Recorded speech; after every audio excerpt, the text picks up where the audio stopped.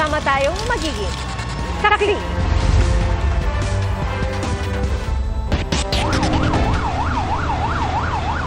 Nagngangalit na apoy ang lumamon sa gusaling yan sa harap ng palengke sa General Santos City. Kasamang natupok ang ilang stall ng gulay at prutas. Ayon sa barangay, nagsimula ang sunog habang nagluluto ang may-ari ng isang karinderya nang masilaban umano ang mantika. Nasawi ang 50 taong gulang na lalaki matapos sagitin ang kanyang asawa, 3 taong gulang na anak at 3 pang menor de edad. Kalaunan, binawian ng buhay ang kanyang asawa sa ospital. Nakaligtas naman ang mga bata. Sasampahan ng reklamong child abuse ang isang lalaki dahil sa nahulikam na pananakit niya sa 6 taong gulang na anak ng kanyang nobyang OFW. Ang bata sinampal, tinadyakan at sinikmuraan pa. Saksi, si Jonathan Andal.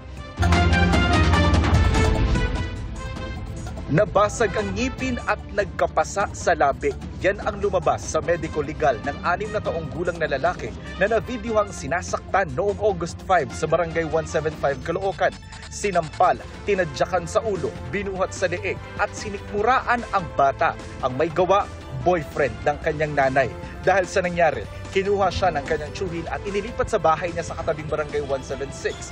Doon na pinuntahan ang bata ng mga taga-Caloocan Police, Caloocan City Social Welfare Department at barangay officials matapos mag-viral ang video ng pananakit. Pwede po tayo mag-refer sa mga national institution kagaya ng mental para po kung may trauma man na naiwan dun sa bata, maiayos po natin.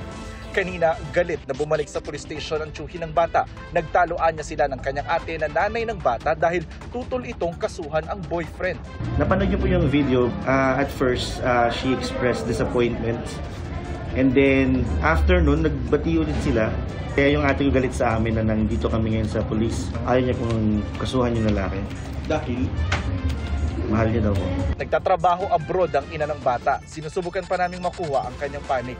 Sa ngayon, hindi pa maaaresto ang inirereklamong lalaki. Yung incident ay nangyari po noong August 5 at nag-report po sila sa amin ng August 12, which is 7 days after na po yung pangyayari. Kaya lagpas na po siya sa reglementary period natin. Kasama ang barangay officials, pinuntahan namin ang inirereklamong lalaki sa kanyang bahay. Opo! Bagong gising siya nang pumayag magpa-interview at tila amoy alak ayon sa barangay. Tumuka po sa bibig ko. Akala ko ibang tao. Pero ba't naman po ninyo sinakal, sinampal? Hindi ko sinakal na ito pag-gising ko. Niyakap ko nga. Sabi niya, Daddy. Ayun lang natin ko, Daddy. Humingi na raw siya ng tawad at sinabing ngayon lang anya ito nangyari. Matagal lang po kami ng tawag yan. Yung nanay lang po kausapin. Ano sabi po ng nanay? Okay naman daw po kami. Hindi siya galit. Nagalit din. Bukas sasampahan na ng reklamong child abuse sa piskalya ang lalaki. Para sa GMA Integrated News, ako si Jonathan Andan, ang inyong saksi. Wala nang helmet, hindi pa rehistrado ang motorsiklo ng ilang nahuling iligal na nagkakarera sa San Rafael, Bulacan. 24 ang nahuli at 12 sa kanila menor de edad. Saksi, si John Consulta, exclusive. Sa kuwang ito ng PNP Highway Patrol Group, makikita na panay harurot ng ilang motorsiklo sa bahaging yan ng San Rafael, Bulacan. Ang ilan, wala pang suot na helmet, habang ang iba may angkas pa. Nangyari yan kahapon, August 17. Karamihan po ng mga nahuli po natin ay wala pong helmet, wala pong rehistro ang kanilang mga sasakyan, nakamodified po ang kanilang pong mga parte po ng kanilang mga motorsiklo, na kung saan ito po ay maaaring magsilbi po, makapagbigay po ng anumang pong pinsala para po sa mismo pong nagmamaneho po. Ayon kay Police Lieutenant Malang, kinasa ang operasyon kasunod ng sumbong ng isang residente. Meron po tayong isa pong concerned citizen na nakapagbigay po ng impormasyon na meron pong nagaganap na illegal drug racing dito po sa along Mabalas-Balas, Galas, Maasim, Bypass Road. Dito po yan sa San Rafael, Bulacan, na kung saan ito po ay nilalahukan ng mga kabataan. 24 ang pinagdadampot, kalahati dito mga menor de edad. Kamakailan, isa sa mga menor de edad ang nagtangkang tumakas kaya nabalian ng buto. Na-turn over na sa DSWD ang mga minor de edad na nahuli habang kinasuhan na ng paglabag sa Helmet Act at Motor Prevention Act ang iba pang mga inaresto. Kasunod ng insidente, masusing imomonitor ng HPC Bulacan ang bahaging yun ng San Rafael. Huwag po nating tangkilikin ang ganitong mga aktibidades or ito pong mga illegal drug racing activity na kung saan magresulta po ito ng kahit anuman pong kapahamakan po sa ating pong mga sarili. Para sa GMA Integrated News, ako si John Consulta, ang inyong saksi. Nabisto ang iligal na operasyon umano ng online gambling sa Makati. 7 ang arestado kabilang ang 2 dayuhan. Saksi si June Veneracion. Sa ika-6 na palapag ng isang gusali sa Makati, nadiskubre ng PNP Criminal Investigation and Detection Group o CIDG ang isang illegal online gaming hub. Nahuli sa operasyon ang 5 foreigner at 2 Pinoy na nagpapatakbo umano ng internet gaming ng walang permit mula sa Philippine Amusement and Gaming Corporation. Lumalabas sa investigasyon na ang modus ng kumpanya ay illegal na pasugalan gamit ang website na gameph.com. At nakita rin natin ang mga pandarayang kanilang ginagawa na ang mga tao na tumataya ay siguradong talo. Mahigit 1 buwan na raw ang nabistong illegal online gaming operation. Nakuha sa raid ang mahigit 80 computer monitors at desktop, mga prepaid SIM card at iba pang ebidensya. Doon sa mga devices, yung sa mga computer equipment na nakita doon, they can tweak it somehow na mas malaki ang chances na palaging talo yung bettors natin. 41 naman ang na-rescue. Sabi nila, nirecruit daw sila ng kumpanya bilang Information Technology at Customer Relations Officer. Pero nauwi sila sa trabaho na may kinalaman sa illegal online gambling. May possible trafficking in persons na anggulo itong kaso na ito. Sinampahan na ang mga arestado ng reklamong illegal gambling, kaugnay ng Cybercrime Prevention Act at Access Devices Act. Sinusubukan pa namin makuha ang kanilang panig. May mga ongoing investigation pa raw ang PNP-CIDG laban sa iba pang hinihinalang illegal gambling operators. Sa ngayon, meron na raw silang 3 malalaking grupo na target ng mga susunod na operasyon. Para sa GMA Integrated News, June Veneracion ang inyong saksi. Nalimas ang savings ng isang senior citizen matapos umano siyang mag-install ng app dahil sa tawag ng nagpakilala raw na empleyado ng SSS. Ang sabi ng anak ng biktima, nangyari yan kahit na hindi naman sila nagbigay ng personal na detalye o one-time password. Saksi, si Ian Cruz. Perang pinaghirapan at inipon ng matagal, naglahong parang bula. Life savings ng isang senior citizen ang nadali ng scammer ayon sa kumakalat ngayong post sa social media.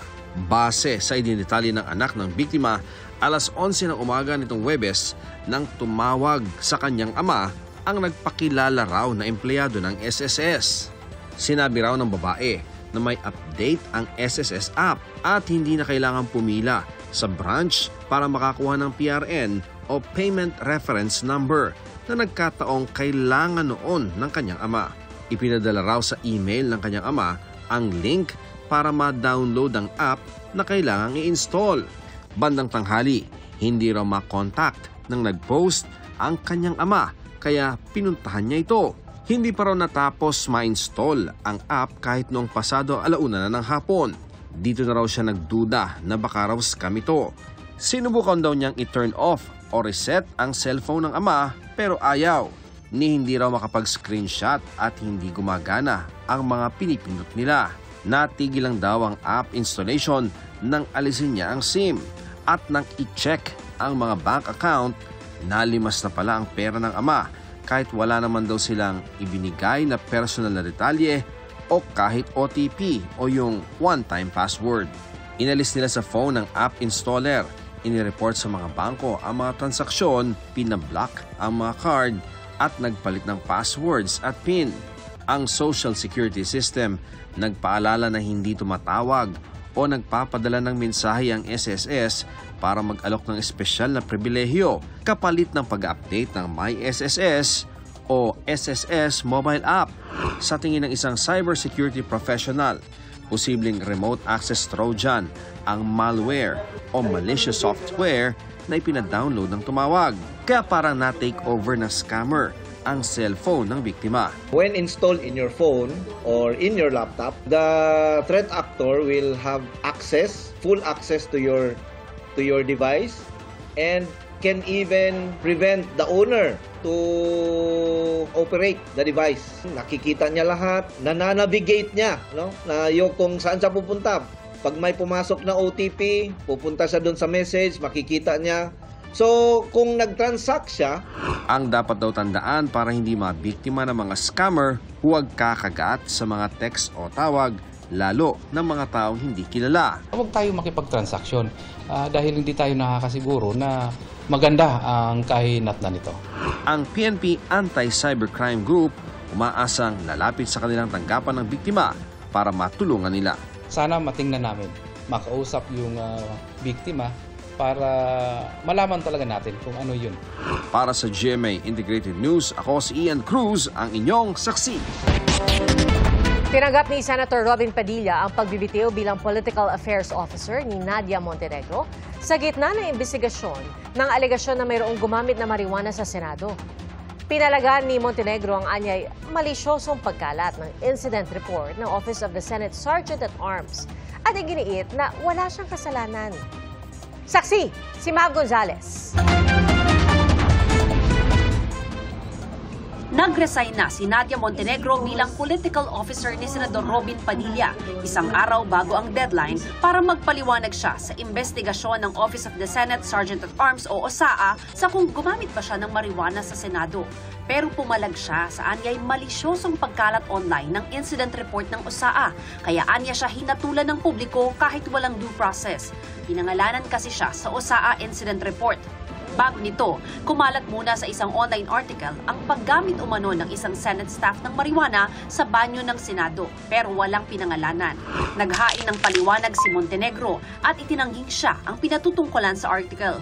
Walaan niyang insidente na may tauhan ng OSAA na pumunta sa opisina nila na nagtanong sa kanya ukol sa amoy ng marijuana galing sa banyo.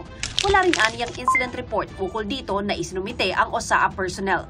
Napakasakit aniya na dinungisan at sinira ang kanyang reputasyon ng isang istoryang ayon sa kanya ay hindi naman totoo.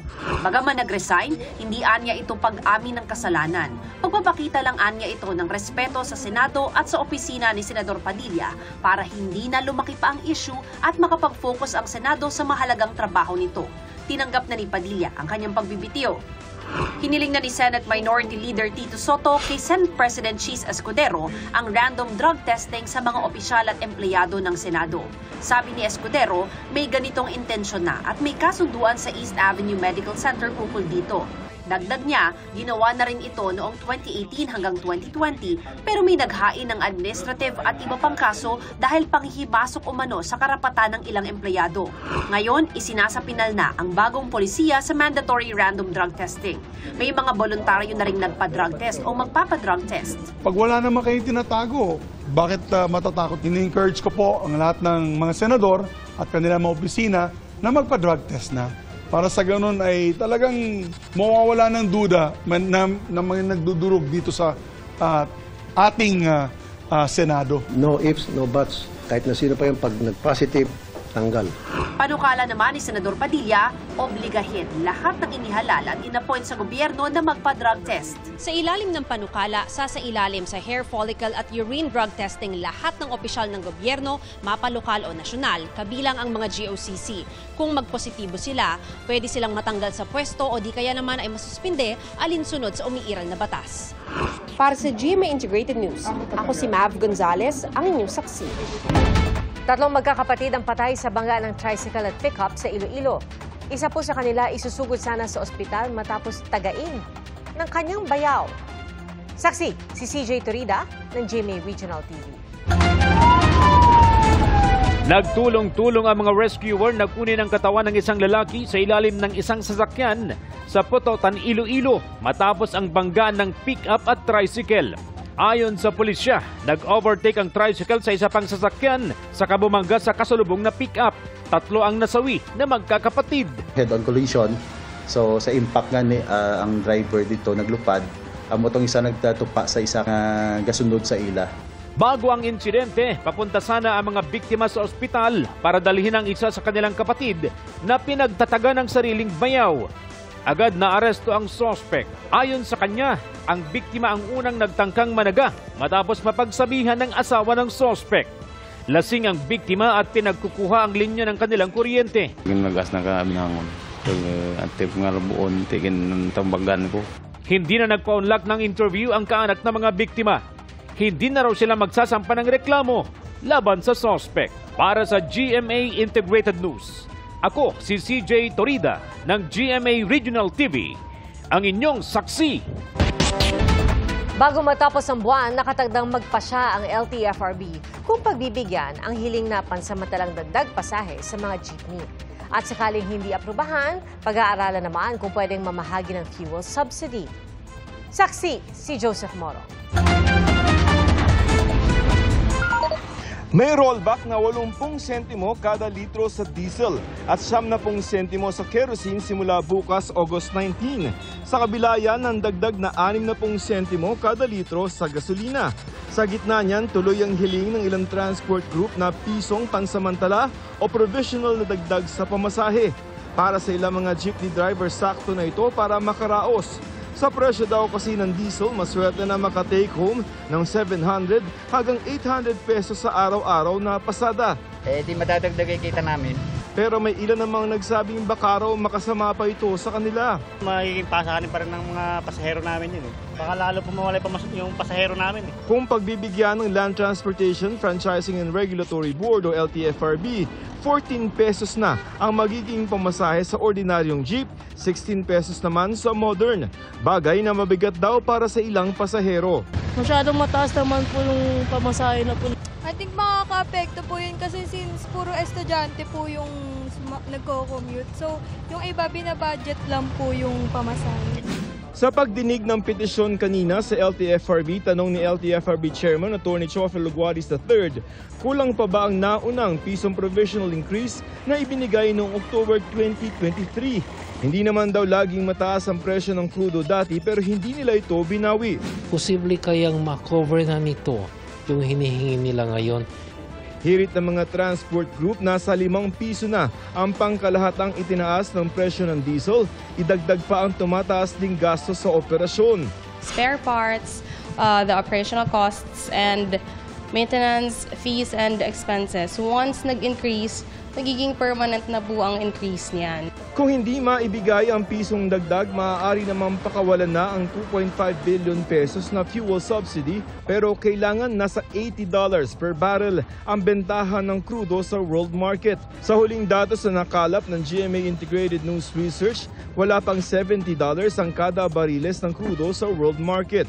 Pero may pag-aaralan ng LTFRB. Kahit na hindi ho $80 per barrel ho, pag yung ibang factors naman like wages, like operational costs, kung tumaas po to, it could also be a triggering point. We will ask the OTR to consider other factors. Hindi na namin mahihintay sapagkat kung mag-$80, doon pa lang namin makakukuha ang aming fuel subsidy. Matagal pa po yan. Ayon sa LTFRB, bago matapos ang buwan ng Agosto, ay inaasahang magkakaroon na sila ng desisyon kung papayagan nila ang dagdag pisong pamasahe.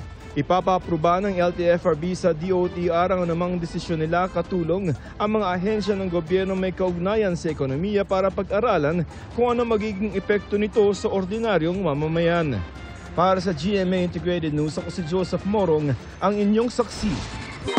Mabagal na kumikilos pa Hilaga ang bagyong Waning na patuloy na binabantayan ng Pag-asa. Huli itong namataan 555 kilometers east-northeast ng Itbayat, Batanes. Wala po itong direktang epekto sa bansa at inaasahang lalabas na rin ng PAR bukas ng umaga. Ang trough naman ay isa pang tropical depression sa labas ng PAR, posibleng magdala ng ulan sa Apayao at Ilocos Norte. Binabantayan din ang cloud cluster o kumpol ng ulap sa labas ng PAR. Hindi inaalis ng Pag-asa ang chance nitong mabuo bilang LPA kaya patuloy na umantabay po sa mga update at sa ngayon easterlies ang umiiral sa malaking bahagi ng bansa. Posible rin magpaulan ang localized thunderstorms. Sa datos ng Metro Weather, inaasahang uulanin ang malaking bahagi ng Luzon bukas ng hapon. At sa Visayas, umaga pa lang, may pag-ulan na. Ganoon din po sa Mindanao at meron ding malawakan pang ulan sa hapon. Posible ang moderate to intense rains kaya mag-ingat sa banta ng pagbaha at pagguho ng lupa. Sa Metro Manila, tanghali pa lang, asahan din ang mga pag-ulan. Pinuna ni Oriental Mindoro Governor Bons Dolor ang pagkasira at hinianya de kalidad na pagkakagawa sa ilang dike sa probinsya. Saksi, si Maki Pulido. Sa kasagsagan ng malakas na buhos ng ulan noong Hulyo, isa-isang gumuho ang ilang bahagi ng 9 na dike sa Oriental Mindoro na pawang mga flood control project. Isa rito ang 380-meter dike sa bayan ng Bungabong na gawa ng SunWest Inc. sa halagang 217 million pesos. 217 million ang cost nito, 380 meters ang haba. I-divide mo yon, umaabot ng 561,000 per meter ang cost. May iba pang puna si Governor Bons Dolor. Paano nga naman daw hindi guguho yung dike? Substandard na nga raw yung pagkakagawa. Substandard pa yung mga materyales na ginamit. Tulad ng mga bakal na ito na napakanipis raw. Sa halip na 16 mm, 12 mm lang ang ginamit. Meron ba naman flood mitigation project, 12 mm design? 16 ang pinaka-minimum. The bigger the bakal, pagtibay. Manipis pa raw ang semento at di man lang nilagyan ng kawing o dawel para hindi agad ito mabiyak. Walang dawel? Hindi. Pare, bakit nag-crack to? Kasi walang bakal, oh. Pare, portion by portion, pag gumagawa tayo niyan, pinagdudugtong para hindi naghihiwalay. Common sense ang tawag ko dyan. Hindi kinakailangan ng inhinyero para maintindihan yan. Ayon sa data ng Department of Public Works and Highways o DPWH, 3 dike ang ipinatayo sa Bungabong sa halagang 651 million pesos. Kapansin-pansin na halos magkakapresyo ang bawat isang dike, tig 217 million pesos kada isa at ilang daang piso lang ang diferensya sa presyo. Pero sabi ni Governor Dolor, hindi naman daw flood-prone area ang Bungabong. Dagdag niya, sa iba't ibang bayan ng Oriental Mindoro, nasa 1.9 billion pesos ang kabuuang project cost ng 9 na gumuhong dike noong nakaraang Hulyo lang. 6 sa 9 na dikeng ito, SunWest Inc. ang kontraktor at isa naman ang St. Timothy Construction Corporation ayon kay Governor Dolor. Kung may kontratista dito pumalpak at hindi sumunod sa specification, bukod sa mabar ito, bukod sa masuspindi, dapat ito tama na, wag nang babibigyan ulit ng proyekto. Doon sa 9 projects, nakita ko sa report ng DPWH, 6 na project, iisang kontratista. There are only 4 contractors doon sa 9 na projects. 6 doon sa 9 na nasira, isang contractor lang gumawa, SunWest. Yung isa, yung St. Timothy. Kasamang SunWest at St. Timothy Construction sa 15 construction company na binanggit ni Pangulong Marcos na naka-corner ng 20% ng flood control projects sa buong bansa. Hinihingi pa namin ang kanilang pahayag. Paliwanag naman ni DPWH Regional Director Gerald Pacanan, sa dami ng mga proyekto, hindi niya nababantayan lahat. Pero pinaiimbestigahan na ngayon at tinanggal na sa pwesto ang project engineer at iba pang tagapagbantay ng mga proyekto. Pinapaimbestigahan ko na po yan. Hindi po kami naghugas kamay, but ipapaimbestigahan na namin ito at ipa-implement namin kung anong dapat ipa-implement. Para sa GMA Integrated News, Maki Pulido ang inyong saksi. Kasali na po ang mga mangingisda sa mga pwedeng bentahan ng 20 piso kada kilong bigas. Ayon sa Department of Agriculture, magsisimula ito sa mga fish port sa August 29. Halos 3 milyong mangingisda ang inaasahang makikinabang dito. Ang programa ito sa bigas ng DA ay para lamang sa mga senior citizen, persons with disabilities, solo parents, at mga indigent. Hanggang sa pinalawig na para sa minimum wage earners, mga benepisyaryo ng walang gutom program ng DSWD, farmer at farm worker na nakalista sa Registry System for Basic Sectors in Agriculture. Sa unang araw ng deliberasyon ng House Committee on Appropriations para sa panukalang 2026 National Budget, ipinunto ang mahigit 300 bilyong pisong amendment o binago ng Kongreso sa 2025 budget. Tinukoy ang bahagi ng budget process kung saan nangyayari ang mga pagsingit ng mga kongresista. Saksi, si Tina Panganiban Perez. Bago talakayin ang hinihinging budget ng administrasyon para sa 2026, binalikan muna ng ilang kongresista ang mga ginawang pagbabago ng Kongreso sa 2025 budget. Ang mga amendment, umabot umano sa halagang 373 billion pesos. To be specific about it, was cut and diverted to other items, either augmenting existing items or funding new ones. After reviewing, pinito lang po ng ating Pangulo ay 26 billion. Masyado pong maliit kumpara doon sa malaking pagbabago. At any given time, during budget execution, the President can withhold releases of the budget if it is not consistent with the priorities of his administration. Tinukoy ni Navotas City Representative Toby Chanco ang isang punto sa budget process kung saan nangyayari ang mga pagsingit sa budget.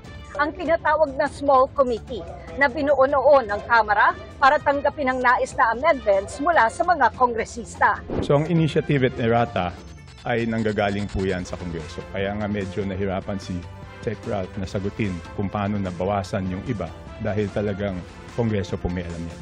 Hinihingi ni Chanco ang records ng small committee para sa 2 beses umano nitong pagpupulong na hindi anya maibigay-bigay. The request will be put under consideration and we will let you know if it's possible to... No. Madam Chair, that's not acceptable. This is public record. Ang daming violation, Madam Chair. Walang record, hindi binigay. Ngayon, it's not readily available.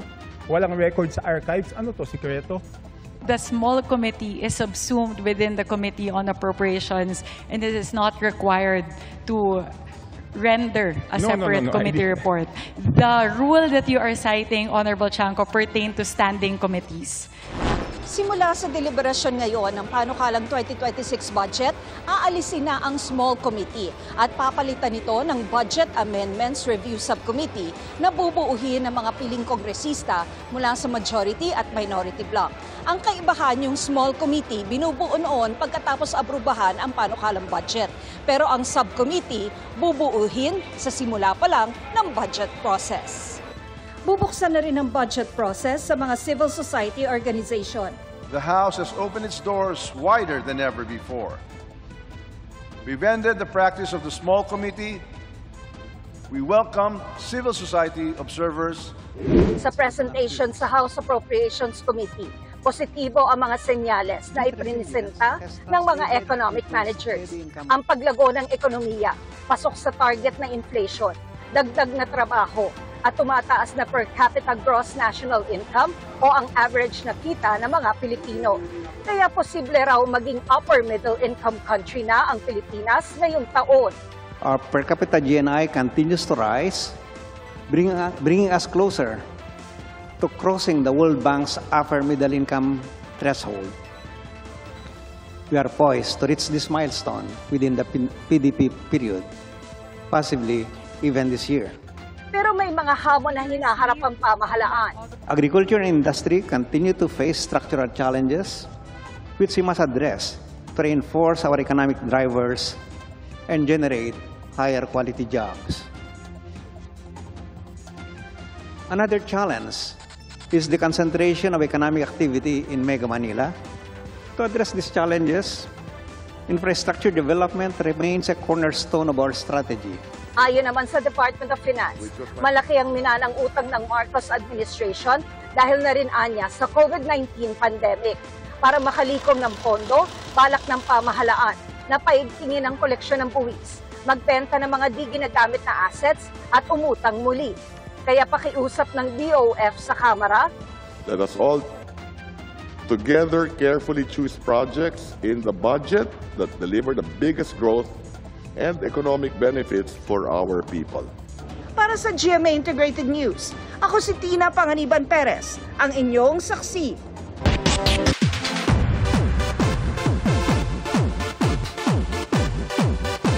Madaragdagan pa ang 3 dekada ni comedy genius Michael V. bilang kapuso dahil sa kanyang muling pagpirma ng kontrata sa GMA Network. May anunsyo rin kaugnay ng 30th anniversary ng Bubble Gang. Narito ang showbiz saksi ni Athena Imperial. Mula sa mga tumatak na karakter hanggang sa mga parody ng mga sikat na kanta, mga funny spoof, pati pagpapatawang mapupulutan ng aral. Hindi maikakaila ang pagiging henyo pagdating sa comedy ng nag-iisang si Michael V.O. Bitoy. At ang kanyang 30-year journey sa Kapuso Network, madaragdagan pa sa muling pagpirma ni Bitoy ng kontrata. Napaka-fruitful nung 30 years na yun. Kasi it gave me the opportunity to learn from GMA. And nakita ko rin yung growth ng GMA. So parang magkatuwang talaga kami ng network. Hindi maikakaila yung malaking tulong na nagawa ng GMA for my career. And I would say GMA ang nagbigay ng freedom talaga sa akin to spread my wings. Nasa contract signing kanina sina GMA President and CEO Gilberto R. Duavit Jr., EVP and CFO Felipe S. Yalong, OIC for Entertainment Group Cheryl Ching C. At ang asawa at manager ni Bitoy na si Carol Bunagan. The man is a phenomenon. I mean, a creative force, one of the unique talents, di ba? Kung meron sigurong pwedeng tawagin na na living legend, na mabibilang mo siguro sa daliri ng isang kamay, siguradong isa na siya. This man is man with your own word na pag sinabi niya, I will stay. Talagang ever loyal talent ng GMA, si Bitoy. Salamat, Bitoy.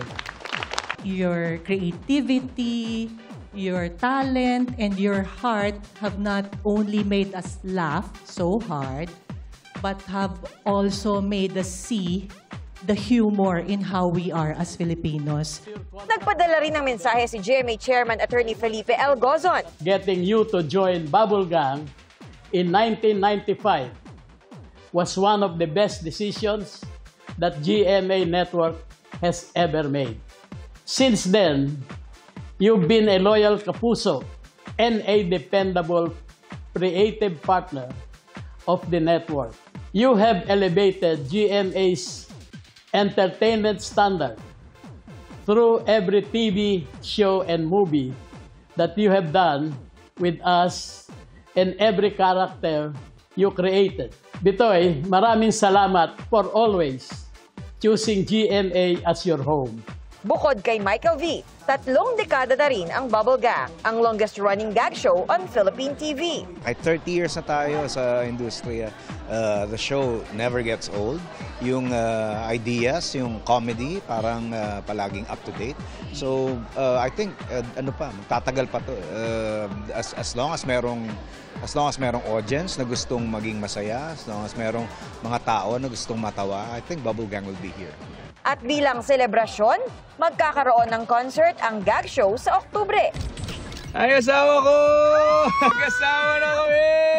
The newlywed glow is real. Bakas na bakas ang saya sa mag-asawang sina Shaira Diaz at E.A. Guzman matapos ang kanilang kasal. Sa unang hirit kanina, shinare nila ang kanilang first few days as husband and wife na puno raw ng kilig. Natanong naman ng kanilang ninong Igan kung kumusta ang first night bilang mag-asawa. E.A., yung pangako ba niya nung sa dambana na kinasal kayo na magiging masaya ka na? Kamusta ka naman? Ako, magiging honest ako. Pero grabe ngiti ko talaga. Pero nung first night, tinulugan ako. It's a scam. Pero paglilinaw ni EA, naintindihan naman niya ang pagod ng kanyang bride noong araw na yon. Jam-packed ang sinihan last weekend para sa film showing ng Ganito Tayo Kapuso sa Quezon City. Tampok sa 7 short films ang Pinoy Core Values na kasabay rin sa 75th anniversary ng GMA Network. Present sa event ang ilang Kapuso stars gaya ni Anton Vinzon kasama ang kanyang ama na gumanap sa isa sa mga short film. Mapapanood din ang short films sa GMA, GTV, iHeart Movies at Heart of Asia. Maging sa YouTube at GMA Pinoy TV para sa mga global kapuso. Para sa GMA Integrated News, ako si Athena Imperial, ang inyong saksi. Pinusuan sa pang-worldwide na listahan ang 3 sa paboritong pagkain ng mga Pinoy. Ang champurado, lugaw at arroz caldo. Pero ang ilang netizen tila nalito kung ano-ano ang pinagkaiba ng lugaw at arroz caldo. Ating saksihan. Lugaw ba ang iyong sigaw o pampainit na arroz caldo kahit sa malamig na puso? May champurado para sa matamis ang gusto. Ang mga kapusong tinanong namin online, may kanya-kanya ring pambato. Hati sila sa comment section ni hindi raw makapili ang iba. Pero ang isa, dahil sa champorado ay tila nagiging makata. Gawa sa malakit na bigas, tsokolate at tubig ang champorado. Pang merienda man o pang himagas, swak ding haluan ng gatas. Ang ibang mas adventurous ang panlasa, naglalagay ng tuyo bilang toppings. Pwede pa nga raw ang danggit, sabi ng isang netizen. At kung gusto ng ibang flavor, nariyan ang ube champorado. Plating baka mo, pwedeng ihain sa baon ng nyog. May mga nalito sa comment section. Ang lugaw at arroz caldo, hindi raw pala iisa? Parang pareho lang daw kasi ang itsura. Paliwanag nga ng isang netizen, plain lang o walang halo ang lugaw, nagawa sa kanin o malagkit na bigas na may halong tubig at asin. Simple at madaling kainin kaya perfect din sa mga may sakit. Pwede rin namang samahan ng toppings o mga side dish. Kalamansi at pamintang pino ang choice na isang netizen. Chili sauce at century egg naman para sa isa pa. Sabi ng isang commenter, malunggay ang magandang isama. At sa Pampanga, may seafood lugaw daw sila. Halos pareho sa lugaw ang ibang sangkap na arroz caldo, pero dito may kanin ng manok, luya at patis. At ang kanin o bigas iniluluto sa chicken broth. Ang gusto ng isang netizen, chicken shreds na may fried garlic chips. At medyo maanghang na paminta at sariwang dahon naman daw para sa isa pa. Pag-alala ng isang netizen, arroz caldo ang niluluto ng kanilang lola sa mga araw na maulan o sa tuwing masama ang kanilang pakiramdam. Kamakailan na isama ang champorado, lugaw at arroz caldo sa top 100 porridges in the world na Food and Travel Guide na Taste Atlas. Number 19 ang champorado. Nasa top 10 ang lugaw at coming in hot sa number 2 ang arroz caldo. Ano man ang piliin sa tatlong putahe, swak sa panlasa di lang ng mga Pinoy kundi pati sa world stage. Maragasa ang tubig na may kasamang putik sa ilog na yan sa Pakistan, kasunod po ng 2 araw na pag-ulan. Hindi bababa sa 300 na nasawi simula noong Biyernes ayon sa Provincial Disaster Management Authority doon. Mahigit 100 ang nawawala at patuloy ang rescue at clearing operations. Ayon sa National Disaster Management Authority, mahigit 600 na ang nasawi at halos 1,000 ang sugatan na magsimula ang monsoon season noong Hunyo.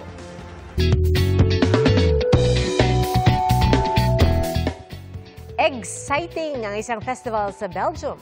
Libo-libong itlog ang ginamit para magluto ng higanteng omelette. Tulong ang mga lumahok na ihanda ang mga sangkap. At sa dambuhalang palayo, prinito ang bacon bago hinalo yung itlog. Ang nalutong omelette ipinamigay sa mga nanonood kasama na ang isang slice ng tinapay. Lumihis sa linya ang cement mixer na yan hanggang sa sumalpok sa kasalubong na car transporter sa Ukraine. Kasunod po niya, nagliyab ang transporter sa kabumangga sa railing. Muntik na itong tumama sa sasakyan na mabilis na umatras. Ayon sa local media, sugatan ang driver ng car transporter at ng cement mixer. 8 sasakyan ang nasira dahil sa disgrasya.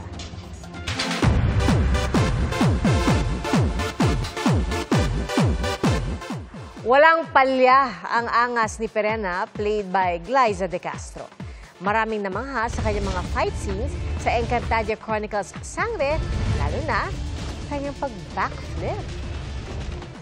Resulta raw ito ng pinagdaanan niyang training. Literal na pawis at pagod ang inilaan ni Glyza para sa kanyang mga aksyong eksena. Kanina, sandaling nabawi ni Perena ang brilyante na apoy, pero nakuha ulit ito ni Olgana. Nakapag-usap na rin sila ni Tera na ginagampanan ni Bianca Umali at ipinalam sa kanya ang tunay niyang pagkatao. Ang dapat abangan sa mga susunod na araw ay kung makukumbinsi ba si Tera na sumama sa Encantadia. Salamat po sa inyong pagsaksi. Ako po si Pia Arcangel para sa mas malaking misyon at sa mas malawak na paglilingkod sa bayan. Mula sa GMA Integrated News, ang News Authority ng Filipino. Hanggang bukas, sama-sama po tayong magiging saksi!